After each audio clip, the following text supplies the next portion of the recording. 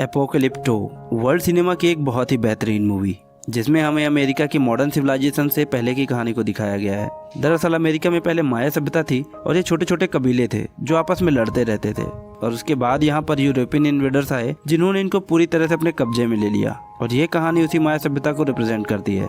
तो मूवी शुरू होती है और हमें एक कबीले को दिखाया जाता है जो जंगल में शिकार कर रहा होता है, और दरअसल ये कबीले आज भी पुराने रीति रिवाजों और पुराने तौर तरीकों से चलते हैं। इन्होंने जंगल में हर जगह पर फंदे लगाए होते हैं जिसकी जानकारी सिर्फ इनके ही कबीले के लोगों को होती है कि इनका फंदा कहाँ कहाँ पर लगा है। तभी उस सुअर का जिसका ये शिकार कर रहे होते हैं उसका पैर उसी फंदे की रस्सी से टकरा जाता है, और जैसे ही उसका पैर रस्सी से टकराता है सामने से एक बहुत ही बड़ा लकड़ी का टुकड़ा आता है जिसमें नुकीली नुकीली लकड़ियां लगी होती हैं और सुअर के शरीर में धंस जाती है। अब सुअर की मौत हो जाती है जिससे ये सब बहुत खुश हो जाते हैं। एक्चुअली ये कबीला बहुत ही मस्ती करने वाला होता है और सब के सब वहाँ बैठकर हंसी मजाक करते हुए उस शिकार को काटना शुरू करते हैं। अब सबको एक एक टुकड़ा खाने के लिए दिया जाता है, जैसे किसी को दिल दिया जाता है, किसी को कान देते हैं, किसी को नाक देते हैं। उनमें से एक इंसान ऐसा होता है जिसकी संतान नहीं हो रही होती और सब उससे बहुत मजाक करते हैं, और जब उसकी बारी आती है तो वो उसे सुअर के टेस्टीज निकाल कर देते हैं और कहते हैं कि इसे खाने से संतान हो जाती है। वो आदमी कहता है कि तुम झूठ बोल रहे हो। वो कहता है मैं झूठ नहीं बोल रहा, मेरे पिता ने इसे 10 बार खाया था, और देखो आज मेरी 8 बहनें हैं, एक बड़ा भाई है और एक मैं, यानी हम टोटल 10 भाई बहन हैं। और उसे जो ये बोल रहा होता है वही इस मूवी का मेन हीरो है जिसका नाम है जैगुआर पो। उसके पिताजी भी पीछे खड़े होते हैं और वो आदमी इशारे से उनसे पूछता है कि क्या आपने सच में खाए थे। वह बोलता है हाँ। अब जैसे ही वह उसे मुंह में डालता है उसका टेस्ट बहुत ही गंदा होता है, वह उसे खा ही नहीं पाता, उसे उल्टी आ जाती है। अब इतने में सब हंसने लग जाते हैं और उसका मजाक उड़ाते हैं और आपस में लड़ने लग जाते हैं। तभी हीरो के पिताजी, जो इस कबीले के सरदार भी हैं जिन्होंने उसे कहा था कि मैंने भी खाया है, वो पीछे से आते हैं और उनकी लड़ाई छुड़वा देते हैं और उसको अपने साथ साइड में ले जाकर कहते हैं कि तुम्हें और स्ट्रांग बनना पड़ेगा, तुम बार बार मजाक का पात्र क्यों बनते हो। वो बोलता है कि मेरे बच्चे नहीं होते इसलिए ये मेरा मजाक उड़ाते हैं। वो कहते हैं मेरे पास एक ऐसी दवा है जिसको यूज करने से तुम्हारे बच्चे हो जाएंगे। वो कहता है क्या सच में ऐसा हो सकता है। सरदार कहते हैं हाँ ऐसा हो तो सकता है, लेकिन एक बात का ध्यान रहे कि जो दवा मैं तुम्हें दे रहा हूँ ये बहुत ही स्ट्रांग है। वो कहता है कि प्लीज मुझे ये दवा दे दो, मैं किसी भी तरह से बाप बनना चाहता हूँ और इन सब का मुंह बंद करना चाहता हूँ। सरदार कुछ पत्ते निकालता है और उसे देता है। वह उसे खाने ही वाला होता है, लेकिन सरदार उसे रोकते हुए कहता है इसे खाओ मत, बल्कि जब तुम संभोग करोगे उससे पहले इसे अपने लिंग में लगा लेना, लेकिन खाना मत। और तभी हमारे हीरो यानी जैगुआर पो को एहसास होता है कि उसके पीछे झाड़ियों में कोई है। वो खड़ा होकर उस तरफ देखने लगता है और उनसे पूछता है कि तुम्हें क्या चाहिए। वहाँ झाड़ियों से कुछ आदिवासी निकलते हैं और इनके सामने 4 बड़ी बड़ी मछलियाँ रख देते हैं।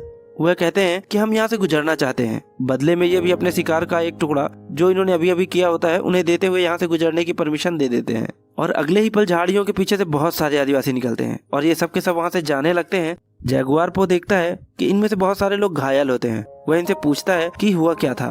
उनमें से एक आदिवासी बोलता है कि हमारा कबीला तबाह हो गया और अब हम एक नई शुरुआत के लिए जा रहे हैं। जैगुआर पो उनसे पूछना चाहता है कि आखिर हुआ क्या था, और वह उनके पीछे जाने लगता है, पर उसके पिताजी जो इस कबीले के सरदार भी होते हैं वह जैगुआर को उसके पीछे जाने से रोक देते हैं। लेकिन जैगुआर कहीं ना कहीं अंदर से परेशान होता है और उसे लगता है कि जरूर कुछ ना कुछ गलत हुआ है। उसके पिता उसे कहते हैं कि तुम काफी परेशान लग रहे हो। जैगुआर कहता है हाँ मैं हूँ। उसके पिता कहते हैं वह जो कबीला था उनके दिल में डर बैठ गया था और डर का कोई इलाज नहीं होता, और मैं चाहता हूँ कि तुम भी मत डरो और अपना यह डर लेकर तो गाँव में बिल्कुल भी मत जाना। अब ये सब के सब वापस अपने कबीले में आ जाते हैं और इनके कबीले का माहौल भी बहुत अच्छा होता है। ये वहाँ पर भी बहुत हंसी मजाक करते हैं, और वो आदमी जिसका सभी मजाक उड़ाते हैं उसे एक बूढ़ी औरत पकड़ लेती है जो उसकी सास होती है। वह उसे कहती है कि तुमने मुझे धोखा दिया है, मुझे एक पोता चाहिए, अगर तुम मुझे पोता नहीं दे सकते तो मैं तुम्हारी जगह किसी और को ले आऊंगी। अब वह आदमी और उसकी बीवी अंदर चले जाते हैं ताकि वह बच्चे के लिए फिर से कोशिश कर सके। और आपको याद होगा कि हीरो के पिताजी ने उसे जंगल में एक दवा दी थी कि अपने लिंग पर लगा लेना और इससे बच्चे पैदा हो जाएंगे। पर जैसे ही वह उस दवा को लगाकर सहवास शुरू करता है उन दोनों को बहुत ही जलन होने लगती है और दोनों इधर उधर भागना शुरू कर देते हैं। दरअसल वह कोई दवा नहीं होती बल्कि मिर्ची का पाउडर होता है, और उनको भागता देखकर सब बहुत हंसते हैं, बहुत मजाक उड़ाते हैं। अब हम जैगुआर पो को देखते हैं जो अपने घर जाता है और अपनी पत्नी से मिलता है जो कि प्रेग्नेंट है। उसका एक बेटा भी है और वह इन दोनों से बहुत ही प्यार करता है। इसके बाद यह दिखाते हैं कि कबीले में सब नाच रहे होते हैं, गा रहे होते हैं, लेकिन जैगुआर पो कहीं ना कहीं खोया होता है, क्योंकि आज सुबह उसने दूसरे कबीले की जो हालत देखी थी उसे कहीं ना कहीं उसके दिल में एक डर बैठ गया है। उसकी पत्नी पूछती है कि तुम इतने गुमसुम क्यों हो। वह उसे कुछ नहीं बताता और उसकी गोद में सिर रखकर सो जाता है। और रात में जैगुआर जब अपने परिवार के साथ सो रहा होता है तभी उसे कुत्ते के भौंकने की आवाज आती है जिससे वह जग जाता है। उसे एहसास होता है कि बाहर कुछ हलचल हो रही है। वैसे भी आज सुबह उसने जो कबीले की हालत देखी थी उससे वह काफी घबराया हुआ होता है। अगले ही पल हमें बाहर दिखाया जाता है, जहाँ पर एक बहुत ही भयानक, बहुत ही खूंखार आदिवासी होता है। उसके सभी साथी पेड़ों के पीछे छुपे होते हैं, जो उसके इशारा करने पर मशाले लेकर पेड़ों से बाहर आ जाते हैं। जगुआर अपने घर से बाहर देखता है, उसे कुछ जलती हुई मशालें दिखाई देती हैं और वह समझ जाता है कि कुछ न कुछ खतरा है। वो अपने परिवार को लेकर बाहर निकलता है, लेकिन तभी हमलावरों में से एक इन्हें देख लेता है और उन पर हमला कर देता है, लेकिन जगुआर को उसे खत्म कर देता है। जगुआर अपने परिवार को लेकर एक सूखे कुएं के पास जाता है और वो अपने बेटे और अपनी पत्नी को, जो कि प्रेग्नेंट होती है, उसे रस्सी के सहारे धीरे धीरे कुएं में छोड़ना शुरू करता है। और जब वो नीचे जा ही रहे होते हैं, तभी उन हमलावरों में से एक आदिवासी जगुआर को देख लेता है और वो भागता हुआ उसकी तरफ आता है, लेकिन जगुआर जल्दी जल्दी अपनी पत्नी और अपने बच्चे को नीचे छोड़ने लगता है, जिससे वो नीचे गिर जाते हैं। तभी वो आदिवासी इन तक पहुंच जाता है, पर जगुआर उसे पैर से गिरा देता है और इससे पहले कि वो कुएं के अंदर गिरता, जगुआर उसका पैर पकड़कर खींच लेता है। वो आदिवासी जो कुएं के अंदर गिर रहा होता है, वह देख लेता है कि जगुआर की पत्नी और उसका बच्चा अंदर है, और इससे पहले कि वो किसी को बताता, जगुआर उसे मार देता है। जगुआर अपनी पत्नी और अपने बच्चे से कहता है कि मुझे अपने लोगों की मदद के लिए जाना होगा। हालांकि उसकी पत्नी उसे जाने से मना करती है और उसे रोकती है, पर वो अपनी पत्नी से कहता है कि मैं वादा करता हूँ कि मैं वापस आऊंगा, और ये कहकर वो अपने लोगों की मदद के लिए चला जाता है। वहाँ पर जगुआर के लगभग सभी लोगों को बंदी बना लिया होता है और कई लोगों को तो मार भी दिया होता है। यहाँ पर एक बहुत ही खतरनाक आदिवासी होता है, जिसका नाम होता है मिडिल आय। वो अपने चाकू से जगुआर के ऊपर हमला करता है और जगुआर को मारने ही वाला होता है, पर जगुआर उसका चाकू पकड़कर उसी की तरफ मोड़ देता है, और इससे पहले कि वह उसे मारता, यहाँ पर इन सब का सरदार आ जाता है, जो जगुआर को बंदी बना लेता है। हालांकि मिडिल आय जगुआर को यहाँ पर मारना चाहता है, पर सरदार उसे रोकते हुए मना कर देता है और कहता है कि मुझे इसकी जरूरत है। जगुआर के पिता भी बंदी होते हैं और वह अपने पिता से कहता है कि मुझे माफ कर दो पिताजी। मिडिल आय ये बात सुन लेता है और उसे पता चल जाता है कि ये उसके पिता हैं, इसलिए वह जगुआर के सामने ही उसके पिता को मार देता है। इसके बाद वह जगुआर के ऊपर भी एक जोरदार वार करता है, जिससे वह बेहोश हो जाता है। और जब उसे होश आता है तो वह देखता है कि उसके सभी साथी यहाँ पर बंदी बने हुए हैं। जगुआर कुएं की तरफ देखता है, जहाँ पर उसकी प्रेग्नेंट पत्नी और उसका बेटा है। सरदार का बेटा उसे उस तरफ देखते हुए देख लेता है और वह कुएं के पास जाता है। वह देखता है कि कुएं के अंदर एक रस्सी लगी हुई है, इसलिए उसे शक होता है और वो कुएं के अंदर देखता है, लेकिन उसे कोई दिखाई नहीं देता, क्योंकि जगुआर की पत्नी और बेटा कुएं के अंदर ही एक पत्थर के नीचे छुप जाते हैं। वो ऊपर से एक बहुत बड़ा पत्थर भी फेंकता है, लेकिन उसे कोई हलचल नजर नहीं आती। इसके बाद जो रस्सी लगी होती है वह उसे काट देता है, यानी कि अब चाह कर भी जगुआर की पत्नी और बेटा ऊपर नहीं आ सकते थे। और अब इन्होंने जितने भी कबीले वालों को बंदी बनाया होता है, इन सबको अपने साथ लेकर एक लंबे सफर पर निकल पड़ते हैं। रास्ते में इन्हें वो कबीले वाले भी मिलते हैं जो सुबह इन्हें मिले थे, जिन्होंने इन्हें मछलियां दी थी, जो यहाँ से किसी दूसरी जगह पर अपना कबीला बसाने के लिए जा रहे थे। दरअसल इन खूंखार आदिवासियों ने उन्हें भी पकड़ लिया होता है और अब ये सब के सब एक लंबे सफर के लिए निकल पड़ते हैं, जहाँ पर इन्हें नदियों को पार करना पड़ता है, ऊंचे ऊंचे पहाड़ों के सकरे रास्तों से गुजरना पड़ता है, और फिर एक लंबे सफर के बाद ये खूंखार आदिवासी उस जगह पर पहुंच जाते हैं जहाँ से ये बिलोंग करते हैं। और जब ये अपनी सरहद के बाहर ही होते हैं, तब हमें बहुत सारी डेड बॉडीज पड़ी हुई दिखाई देती हैं, जिन्हें देखकर साफ साफ समझ आ रहा था कि ये वो लोग हैं जिन्हें किसी तरह की कोई बीमारी हुई है, जो छूने से फैलती है। यहाँ पर एक बच्ची भी होती है जो जिंदा होती है, और वह इन खूंखार आदिवासियों के साथ आना चाहती है, लेकिन ये लोग उसे नहीं आने देते। और वो इन खूंखार आदिवासियों को, जो इसी जगह से बिलोंग करते हैं, उन्हें कहती है कि बहुत जल्द पवित्र समय आने वाला है, जब दिन में अंधेरा हो जाएगा और एक आदमी तुम्हें यहाँ से बाहर ले जाएगा, और तुम्हारा और तुम्हारे इस पूरे साम्राज्य का हमेशा के लिए अंत हो जाएगा। अब ये सब के सब वहाँ से आगे चले जाते हैं, और तभी एक गांव आता है जहाँ पर बहुत सारे मजदूर होते हैं। उनकी हालत बहुत ही ज़्यादा खराब होती है, पर फिर भी उन्हें यहाँ पर काम करना पड़ता है, लेकिन इन्हें यहाँ पर नहीं छोड़ा जाता और आगे ले जाया जाता है।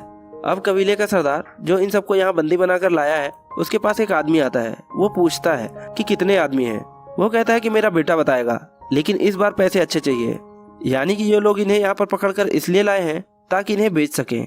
यहाँ पर इंसानों को बेचा जाता है, और इनके साथ जो बंदी औरतें होती हैं उनकी बोली लगाई जाती है और उन्हें बेच दिया जाता है, और बचे हुए आदमियों को यहाँ से आगे ले जाया जाता है, जहाँ पर बहुत भीड़ होती है। यह एक तरह का मंदिर होता है जहाँ पर इंसानों की बलि दी जा रही होती है, और अब जगुआर को उसकी बलि देने के लिए यहाँ पर ले जाया जाता है। दरअसल ये लोग ईश्वर को खुश करने की बात कर रहे होते हैं, और इससे पहले कि वो जगुआर को मारते, सूर्य ग्रहण हो जाता है और चारों तरफ अंधेरा छा जाता है, जिससे यहाँ पर मौजूद सभी लोग घबरा जाते हैं और सब रुककर प्रार्थना करने लगते हैं। फिर थोड़ी देर बाद जब सूर्य ग्रहण छट जाता है, तो इनकी बलि नहीं दी जाती, और इन सबको एक दूसरी जगह ले जाया जाता है, जहाँ पर एक लंबा सा ग्राउंड होता है, और उसके दूसरी तरफ होता है मक्के का खेत, जिनके पीछे होता है इनका जंगल। और अब इन सबसे बोला जाता है कि तुम भागो और अपने जंगल चले जाओ। यहाँ पर वो सरदार, जो इन सबको बंदी बनाकर लाया होता है, उसका एक बेटा भी होता है। उसका बेटा मक्के की झाड़ियों के पास चला जाता है ताकि कोई बच के न भाग सके, और अब इन्हें एक एक करके भगाया जाता है, और पीछे से ये लोग इनके ऊपर भाले और अलग अलग हथियार फेंकते हैं ताकि इन्हें मार सकें। इनके कई साथी मारे भी जाते हैं, और अब जगुआर और उसका एक साथी भागते हैं। ये थोड़ा दिमाग लगाते हैं और जिग जैग पैटर्न में भागते हैं ताकि उनके बाढ़ से बच सकें, लेकिन जगुआर के साथी को तीर लग जाता है और वो मारा जाता है। और जगुआर जैसे ही ग्राउंड के लास्ट में पहुंचता है तभी एक तीर उसके आर पार हो जाता है, लेकिन वो मरा नहीं होता, वह जिंदा होता है। यहाँ पर कबीले के सरदार का बेटा जो इन झाड़ियों के पास खड़ा था वह जगुआर को मारने के लिए उसके पास आता है, और इससे पहले कि वह उसे मारता वहीं पर एक जख्मी आदमी होता है जो उसे गिरा देता है, लेकिन कबीले के सरदार का बेटा उसे मार देता है और इसके बाद वह चाकू निकाल कर जगुआर को मारने के लिए आता है। पर इससे पहले कि वह उसे मारता, जगुआर को जो तीर लगा हुआ था उसने उसकी नोक तोड़ ली थी और उसकी मदद से उसके गले को चीर देता है, जिससे सरदार के बेटे की मौत हो जाती है और जगुआर यहाँ से झाड़ियों में भाग जाता है। दरअसल ये खूंखार आदिवासी जगुआर और उसके कबीले वालों को सिर्फ अपनी प्रैक्टिस के लिए मार रहे होते हैं। अब जगुआर यहाँ से भाग जाता है और वो घायल भी होता है और भागते भागते एक गिरे हुए पेड़ के ऊपर जो कि ऊपर की तरफ जा रहा होता है उस पर चढ़ जाता है और छुप जाता है। दूसरी तरफ कबीले के सरदार का बेटा मर चुका होता है, जिससे वह पूरी तरह से बौखला जाता है और अब वह किसी भी तरह से जगुआर को खत्म करना चाहता है, इसलिए वो अपने साथियों के साथ जगुआर का पीछा करना शुरू कर देता है। ये सब के सब उस पेड़ के नीचे से गुजरते हैं जिसके ऊपर जगुआर होता है, लेकिन ये उसे देख नहीं पाते। और कुछ दूर जाने के बाद कबीले का सरदार अपने एक आदमी के कंधे पर खून देखता है जो कि उसका नहीं होता। वह समझ जाता है कि यह जगुआर का ही खून होगा जो कि किसी पेड़ के ऊपर है, इसलिए अब सबके सब वापस जगुआर को ढूंढने के लिए आते हैं।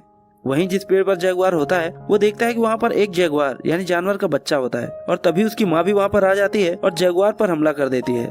जगुआर को अब भागना शुरू करता है और जिस तरफ वो कबीले वाले गए होते हैं उन्हीं की तरफ वह भागने लगता है।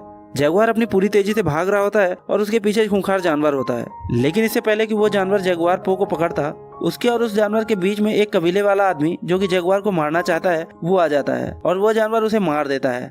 जगुआर यहाँ से तो बचकर निकल जाता है, लेकिन कबीले वाले अब भी लगातार उसका पीछा कर रहे होते हैं और एक मोमेंट ऐसा आता है जहाँ पर रास्ता खत्म हो जाता है। दरअसल ये बहुत ही ऊंचा झरना होता है और यहाँ से कूदने का मतलब शायद मौत है, लेकिन उसके पीछे भी मौत है, इसलिए जगुआर वहाँ से कूद जाता है। उसकी किस्मत अच्छी होती है कि वो बच जाता है और किनारे पर पहुंच जाता है, और जब वो ऊपर देखता है तो वहाँ पर कबीले का सरदार और उसके बहुत सारे आदमी उसे देख रहे होते हैं। जगुआर अब इन लोगों को ललकारता है क्योंकि वह अपने जंगल में आ चुका था जहाँ पर वो शिकार किया करता था। वह कहता है कि मेरे दादा ने यहाँ पर शिकार किया था, मेरे पिता ने यहाँ पर शिकार किया था, मैंने भी यहाँ पर शिकार किया और मेरे बच्चे भी यहाँ पर शिकार करेंगे, अगर हिम्मत है तो आ जाओ। ऊपर कबीले के सरदार के साथ एक आदमी होता है, वो कहता है कि हमें इसके पीछे नहीं जाना चाहिए, हमें वापस चले जाना चाहिए। दरअसल उसे उस बच्चे की भविष्यवाणी याद आती है जिसने उसे कहा था कि तुम सबका अंत होगा, एक आदमी आएगा जो तुम्हें तुम्हारे जंगल से बाहर ले जाएगा और इसके बाद तुम कभी वापस नहीं आओगे। सरदार उसे चाकू मार देता है, यानी कि वह अपने आदमी को ही मार देता है, और इसके बाद ये खूंखार आदिवासी एक एक करके वहाँ से कूदते हैं। इसकी वजह से इनके एक आदमी की मौत भी हो जाती है, पर बाकी बचकर किनारे पर आ जाते हैं और जगुआर के पीछे जाते हैं। जगुआर वो आगे भाग रहा होता है और तभी अचानक एक दलदल में गिर जाता है। वह किसी तरह से अपने आप को उस दलदल से निकालता है और उसके पूरे शरीर पर कीचड़ लग चुका होता है। तभी उसका दिमाग घूमता है और वह भागते हुए एक जगह पर रुक जाता है और वह अपने आप से कहता है, मैं हूँ जगुआर पो और ये जंगल मेरा है और मुझे यहाँ से कोई नहीं भगा सकता, मैं किसी से नहीं डरता।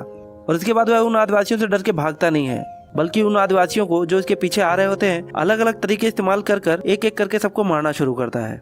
सबसे पहले वह उनके ऊपर मधुमक्खियां छोड़ता है और इसके बाद वह मेढक के जहर से एक आदमी को मार देता है, और तभी उसके सामने वो आदमी आ जाता है जिसने इसके पिताजी को मारा था, यानी कि मिडिल आई। जगुआर पो देखता है कि बीच में एक हथियार पड़ा हुआ है और मिडिल आई उसकी तरफ भागना शुरू करता है और वह भी उसकी तरफ भागना शुरू कर देता है। और जैसे ही जगुआर हथियार के पास पहुंचता है वह अपने घुटनों के बल घिसटता हुआ उस हथियार को उठा लेता है। मिडिल आई उस पर वार करता है लेकिन वह चूक जाता है, लेकिन जगुआर पो अपने वार से नहीं चूकता और वह उसे मार देता है। अब हम देखते हैं कि यहाँ पर बारिश होना शुरू हो जाती है और जगुआर पो की बीवी और बच्चा कुएं के अंदर होते हैं जहाँ पर लगातार पानी भर रहा होता है। उसकी पत्नी को अब यहाँ पर लेबर पेन भी शुरू हो जाता है, यानी कि किसी भी वक्त उसकी डिलीवरी हो सकती है, और जगुआर पो भागता हुआ कुएं तक पहुंच जाता है। उसके बीवी बच्चे उससे बोलते हैं कि हमें बाहर निकालो क्योंकि वह डूब रहे होते हैं, पर अब भी बचे हुए 3 आदिवासी उसके पीछे आ रहे होते हैं। उन तीनों में से 2 आदिवासी कुएं पर रुक जाते हैं क्योंकि वह देखना चाहते हैं कि कुएं के अंदर कौन है। वह उसके बीवी और बच्चों को देख लेते हैं, और कबीले का सरदार जो कि सबसे ज्यादा खूंखार है वह जगुआर के पीछे भाग रहा होता है, और जगुआर भागते भागते अचानक एक जगह रुक जाता है। जगुआर ने उसके बेटे को मारा था, इसलिए वह उसे दूर से ही तीर मारता है जो कि उसके दिल के थोड़ा सा ऊपर लगता है। जगुआर अब जख्मी हो जाता है, लेकिन फिर भी वह खड़ा होकर कबीले के सरदार को चैलेंज करता है। कबीले का सरदार अपना तीर कमान नीचे फेंक देता है और चाकू निकालता है और जगुआर की तरफ भागना शुरू कर देता है, और तभी उसका पैर किसी चीज से टकराता है। दरअसल ये वही फंदा होता है जो जगुआर और उसके कबीले वाले जानवरों को मारने के लिए लगाते थे। जिस तरह से इस कहानी की शुरुआत में भी उन्होंने एक सुअर को मारा था, और जैसे ही उसका पैर उस फंदे से टकराता है सामने से एक बहुत बड़ी लकड़ी आती है जिसमें बहुत नुकीली नुकीली लकड़ियां लगी होती हैं। वह उसकी छाती से टकराती हैं और उसके शरीर के आर पार हो जाती हैं, और कबीले के सरदार की यहीं पर मौत हो जाती है। अब जगुआर को यहाँ से भी भागना पड़ता है क्योंकि बचे हुए 2 आदमी इसी की तरफ आ रहे होते हैं। वहीं कुएं के अंदर दिखाया जाता है जहां लगातार पानी भर रहा होता है। जगुआर की पत्नी अपने बच्चे को बचाने की पूरी कोशिश कर रही होती है और इसी सर्कमस्टांसेस में वह एक और बच्चे को जन्म देती है। अब सीन शिफ्ट होता है और जगुआर पो को दिखाया जाता है जो भागते भागते समंदर किनारे पर पहुंचता है और यह काफी थक चुका होता है, इसलिए यह रुक जाता है और हैरानी से समंदर की तरफ देखने लगता है। अब वो 2 आदिवासी जो जगुआर को मारना चाहते थे वो भी यहाँ पर पहुंच जाते हैं, पर वह उसे नहीं मारते। वो भी समंदर की तरफ देखने लगते हैं। अब समंदर में हमें बड़े बड़े जहाज दिखाए जाते हैं जो यहाँ पर लंगर डाल रहे होते हैं और छोटी छोटी कश्तियों में कुछ लोग इनके टापू की तरफ आ रहे होते हैं। अब जगुआर को मौका मिल जाता है और वह भागते हुए कुएं के पास पहुंचता है जहाँ पर उसकी पत्नी और बच्चे डूबने वाले होते हैं, लेकिन वह अपने परिवार को बचा लेता है। अब अंत में हमें दिखाया जाता है कि जगुआर अपने परिवार के साथ जंगल में होता है और उसकी पत्नी समंदर में बड़े बड़े जहाजों को देखते हुए पूछती है कि क्या हमें उस तरफ जाना चाहिए। जगुआर कहता है हमें जंगल में जाना चाहिए ताकि हम एक नई शुरुआत कर सकें, और वो दोनों जंगल की तरफ चले जाते हैं। दरअसल इन बड़े बड़े जहाजों में जो लोग आए होते हैं वो यूरोपियंस होते हैं जो यहाँ पर इस टापू पर अपना कब्जा जमाने के लिए आए हैं, और इनके पास इतने आधुनिक हथियार होते हैं कि ये आदिवासी कबीले वाले जिन्हें माया सभ्यता कहा जाता है वो इनका मुकाबला नहीं कर सकते। और इसी के साथ ये मूवी खत्म हो जाती है। दोस्तों, एपोकलिप्टो वर्ल्ड सिनेमा की एक बहुत ही बेहतरीन मूवी है। इस मूवी में माया लैंग्वेज का यूज किया गया है जिसकी वजह से इस मूवी की भाषा किसी को समझ ही नहीं आती, लेकिन इसे इतने अच्छे से डायरेक्ट किया गया है कि इसमें भाषा की जरूरत ही नहीं पड़ती। इसलिए हम हर किसी को रेकमेंड करेंगे कि आप इस मूवी को एक बार जरूर देखें, क्योंकि ये कहानी अपने आप में ही एक मास्टरपीस है जो सन 2006 में रिलीज हुई थी और IMDb पर इसकी रेटिंग है 7.8। और अगर आपको यह मूवी पसंद आई हो तो वीडियो को लाइक जरूर कर देना और कमेंट करके हमें जरूर बताना कि यह मूवी आपको कैसी लगी। साथ ही अगर आपने